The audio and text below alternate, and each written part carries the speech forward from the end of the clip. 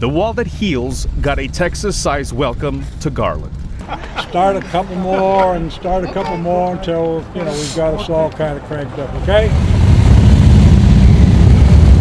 Motorcycle officers with Garland Police, along with Rowlett Police, and members of the Texas Patriot Guard proudly escorted the 18-wheeler through the streets of Garland. Vietnam veterans did not receive a fair shake or a decent welcome home when they came back from Vietnam, and that's a fault of America in general. And we've spent a lot of time trying to make up for that. And this is a welcome home, and it's an honor for us to remember and never forget the Vietnam veterans and the price that was paid for freedom.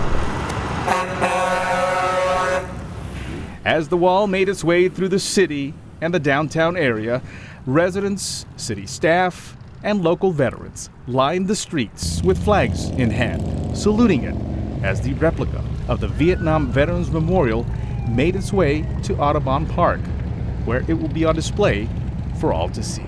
I'm excited to see it because both my grandfathers were in the military, and it's a great way for me to come out and show support for them.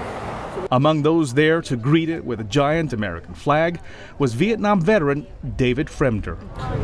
Might get emotional, but I know 3 names on that wall that were killed over in Vietnam. One of them was in an outfit that I was in. One was in my boot camp platoon, and one was one of my drill instructors. It was ironic this morning. I was throwing away some stuff and ran across a rubbing of one of the guys. Yeah, almost threw it away, but thankfully I didn't. Thomas Nguyen flew with the Vietnamese Air Force during the conflict. The longtime Garland resident says that he's grateful to everyone listed on the wall, all 58,276 men and women who made the ultimate sacrifice.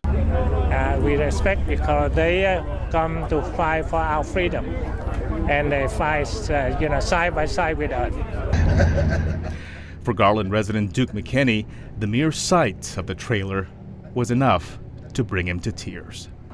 We gave up everything for nothing. Nothing.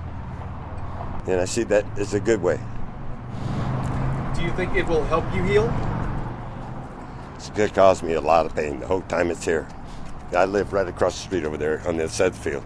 And this thing is going to be in my head the whole time it's here, because everything that it represents for all of us. I want to help set it up.